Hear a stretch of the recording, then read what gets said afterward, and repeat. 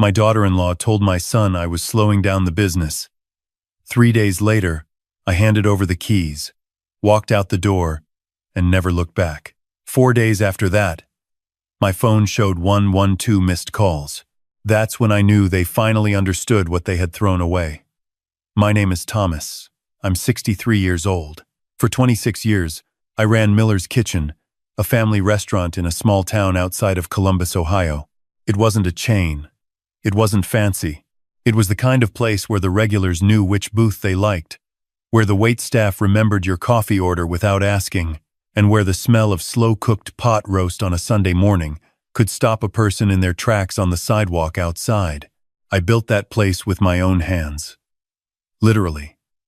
My wife Sarah and I painted the walls ourselves the summer before we opened. We sanded the floors on our knees. I wired the back kitchen light with a YouTube tutorial and a prayer because we didn't have money to hire an electrician.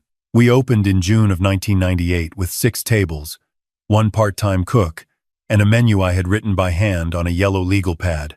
By the time my son Daniel turned 30, Miller's Kitchen had 42 seats, a private dining room for events, a catering operation, and a wait list on Friday nights. We had been featured in the Columbus Dispatch twice. A food blogger out of Cleveland called our pot roast the kind of meal that makes you understand why people cry at funerals because the good things don't last forever. I framed that review and hung it by the host stand. Daniel had worked at the restaurant since he was 14. He bussed tables, learned the line, eventually managed the floor on weekends, during college. When he graduated, I brought him in as a full partner. I wanted him to have ownership, real ownership, not just a paycheck. I put his name on the business alongside mine. I showed him the books, the vendor contracts, the recipes I had never written down for anyone, only spoken out loud to him in that kitchen on quiet Tuesday afternoons. I was proud of him. I told him that often. Maybe too often. I think I made him believe the restaurant would always be there, no matter what he did. I made him feel too secure. He met Megan 2 years after joining the business. She was smart, well-dressed, always had an opinion ready before you'd finished your sentence. I didn't dislike her at first. She had energy. She made Daniel laugh in a way I hadn't seen since he was a teenager. At the wedding, I gave a toast and meant every word of it. The first year of their marriage, things were fine. The second year, I started to notice small things.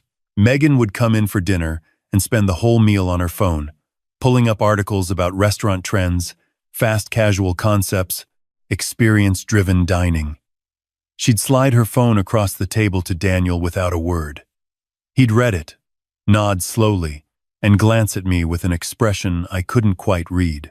She started calling the restaurant dated. Not to me directly, not at first. I'd overhear it. Daniel, this menu is so dated. The whole vibe is dated, babe. Your dad has a dated way of thinking about this. Dated. Like 26 years of work was a fashion trend that had gone out of style. Then came the suggestions. She thought we should rebrand. New name. New logo. New menu. Drop the pot roast. The meatloaf. The chicken and dumplings. Bring in a consultant. Appeal to a younger demographic. She had spreadsheets. She always had spreadsheets. Daniel started bringing her spreadsheets to our morning meetings. I listened. I truly did. I told them I was open to updating certain things, the website, the social media, maybe adding a few new items to the menu. But I wasn't willing to gut the identity of the place. The regulars didn't come to Miller's Kitchen for a concept. They came because it felt like home. That was the whole point. That had always been the whole point. Megan didn't see it that way. Thomas, with all due respect, she said to me one morning, standing in my own office, the restaurant is only surviving on nostalgia. Nostalgia is not a business strategy. I looked at her.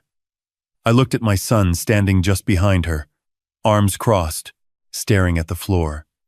I said, Megan, nostalgia is the reason people drove 45 minutes in a snowstorm last February to have Christmas dinner here when every other restaurant in town was closed. She smiled the way people smile when they've already made up their minds. Daniel said nothing. That was in October. By January, Daniel came to me alone. He sat down across from my desk the same way he used to sit across from me at the kitchen table as a kid when he'd done something wrong at school. He couldn't hold eye contact for more than a few seconds. He told me Megan had been talking to a business consultant.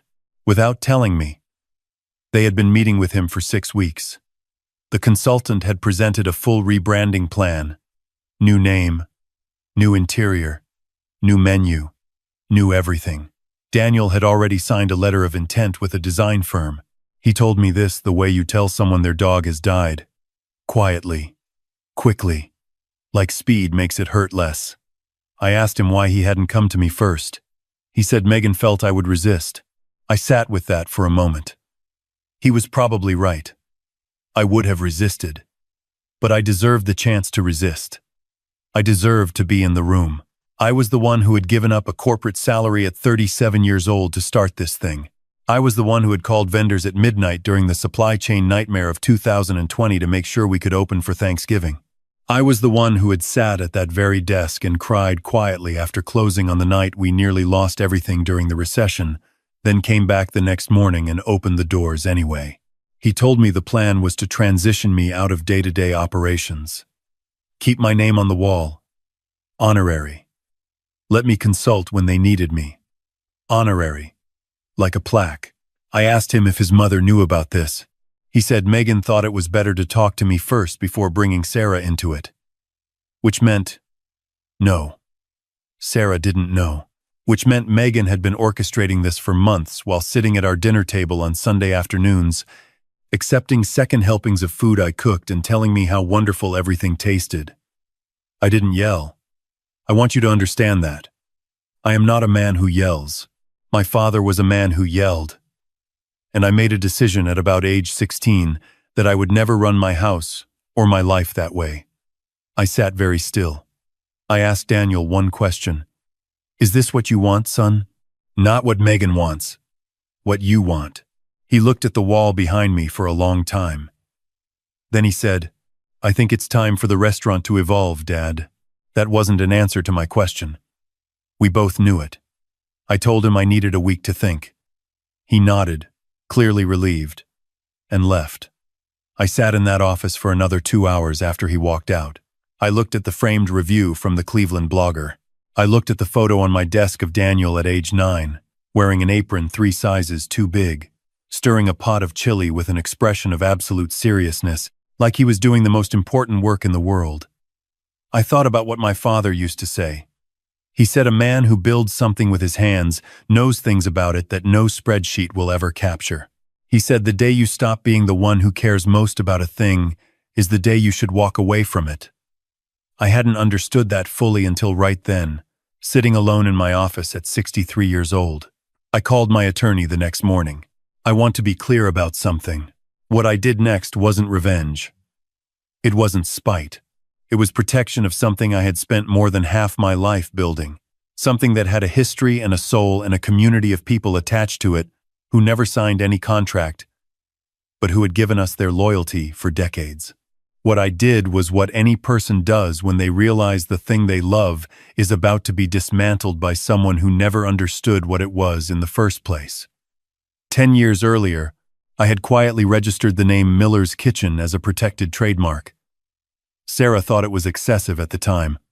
I told her it was just good business sense.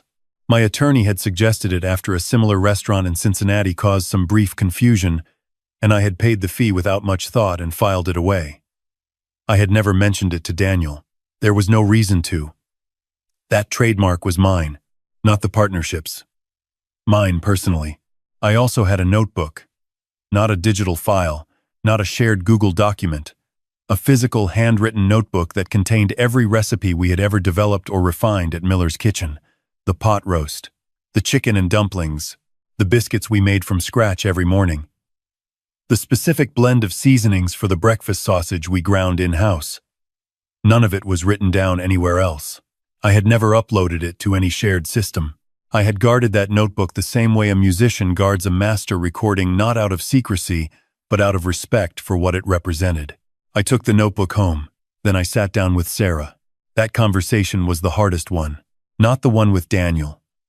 Not the ones with the attorneys, the one with my wife of 38 years, who had also given her life to that restaurant, who had worked the host stand for 15 years before her knees made standing for long shifts too painful, who still came in on Saturday mornings to help with prep because she said it made her feel useful. When I told her everything Daniel had told me, she went very quiet in the way Sarah goes quiet when she is deciding whether to cry or to get angry. She chose angry. I was glad. She said, "He did all of this because Megan told him to," I said. "He did all of this because he let her." We agreed that was worse. I went back to Daniel at the end of the week. I told him I had made my decision. I told him he could have the restaurant, the building, the equipment, the staff, the vendor relationships, everything that was in the business partnership. I would sign over my half. I told him I wished him well. I told him I loved him. Because I did and I do, even then, even now. But I also told him that the name Miller's Kitchen was mine, protected under trademark, and he would need to rename the restaurant before he rebranded it. And I told him the recipes were going with me. Daniel stared at me for a long time. Then he said, "Dad, you can't do that." I said, "I already did." Megan was not in the room for that conversation. I had asked Daniel to come alone, and to his credit, he did. When he went home and told her, I imagine the spreadsheets did not account for this outcome. Sarah and I drove home that evening in silence. Not the bad kind of silence. The kind that sits between two people who have been through something hard together and don't need to fill the air to feel close. She held my hand on the center console. I kept my eyes on the road. I want to tell you honestly that the first few days were not triumphant. They were quiet and strange and a little hollow. I woke up early out of habit, the same way I had woken up early for 26 years to get to the restaurant before the breakfast prep began. And for a few seconds every morning, I forgot that I had nowhere to be. Sarah noticed. She started making breakfast elaborate on purpose. I think eggs different ways, biscuits from memory, coffee with the good grounds she usually saved for company. She was keeping me in the kitchen. She knew what I needed. I did not call Daniel. I did not answer when he called. I let it go to voicemail. The messages started on day 2. The first few were from Daniel. His voice was tight, controlled, trying to sound calm. He said the design firm had questions about the brand guidelines. He said the consultant was asking about the supplier for the ground sausage. He said, could I just call him back? Just for a few minutes. Just to talk through a couple of things. I did not call back. On day 3, the calls started coming from numbers I recognized. Marcus, who had been our beef vendor, out of a small farm operation near Zanesville for 18 years. He left a message saying Daniel had reached out to place an order, and Marcus wasn't sure what was happening. Could I give him a ring? Carl, our produce guy, called to say the same thing. Our linen service left a message saying there was some confusion about the account name change. I started to understand what was happening. Daniel and Megan had inherited a business built entirely on relationships. Relationships that had been built by me over 26 years, that were attached to my name, my handshake, my history with these people. Those vendors had my cell phone number because I had given it to them personally. They called me because I was who they trusted. Daniel was essentially a stranger to most of them. He'd been in the business for a few years. I had been doing business with some of these people since before he was old enough to drive. On day 4, I picked up my phone and saw 112 missed calls. I sat down at the kitchen table and looked at that number for a long time. Sarah came in, saw my face, and sat down across from me without asking. I turned the phone around and showed her the screen. She looked at it. She reached across and put her hand over mine. "What are you going to do?" she asked. I thought about it. I thought about Daniel at 9 years old in that too big apron. I thought about the pot roast recipe that his grandmother had started, and I had spent 11 years adjusting. I thought about Marcus and Carl and the linen service and all the Saturday morning regulars who had no idea any of this was happening. I thought about what kind of man I wanted to be, not what I was owed, but what I was willing to do with what I had. I did not call Daniel that day. I called Marcus. I called Carl. I called our breakfast sausage supplier out of Indiana. I had honest conversations. I told each of them that there was a transition happening, that I personally was no longer with the restaurant, and that I wanted to give them the courtesy of telling them directly. I told them I appreciated everything. I told Marcus I still had his kids' school photos on my refrigerator, because I did. Every single one of them asked me the same question. Thomas, are you starting something new? I hadn't planned to, but standing in my own kitchen at 63 years old, with a notebook full of 26 years of recipes, a trademark on a name I'd built from nothing, a wife who made elaborate breakfasts to keep me going, and apparently a vendor network that was more attached to me than to the business I'd built. I started to think maybe the answer should be yes. I finally called Daniel back on day 5. Not because of the missed calls, I want to be honest about that. I called because he was my son, and because no matter what had happened between us, I was not willing to let silence become permanent.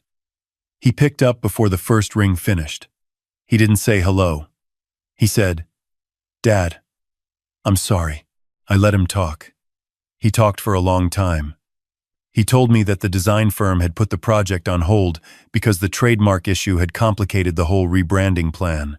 He told me that Megan had been in contact with a lawyer, but the lawyer had told her the trademark was straightforward and I had every right to it. He told me that 3 of our long-term vendors had declined to transfer their accounts to the new entity without speaking to me first. He told me that the pot roast had not tasted right without the recipe, and that 2 regulars had asked what happened to it on the very first day. Then his voice changed. Quieter. He said, "She told me you were holding the restaurant back. She said you were resistant to change because you were afraid. She made it sound like what we were doing was good for the business. Like it was good for me." I wanted to believe her. I asked him what he believed now. He said, "I think I gave up something I didn't know how to value until it was gone." I said, "That's not just about the restaurant, son." He was quiet for a moment. Then he said, "I know, Dad. We talked for a long time that afternoon. Not about business, about everything else. About his grandmother's recipe. About the morning we opened in 1998 and how scared I was and how I hid it from everyone, including his mother. About the booth by the window, where he used to do his homework after school while I prepped dinner service, and how I used to steal glances at him from the kitchen. This small, serious kid with his textbooks spread out, and feel a kind of happiness that I still don't have the right word for. Sarah came in halfway through and I put him on speaker and she sat down and the 3 of us talked until it got dark outside. Here is what happened after. I did start something new. Not immediately. Not with fanfare. Sarah and I took 2 months, the first real vacation we had taken in over a decade. And we went to her sister's place in Vermont and we cooked for ourselves and we slept late and we did not check voicemails. When we came back, I leased a small space 6 blocks from the original restaurant. I kept the trademark. I called it Miller's Table. Different name. Same soul. Same notebook. We opened quietly. A soft launch. Just for regulars. Marcus brought the beef. Carl brought the produce. The sausage came from Indiana.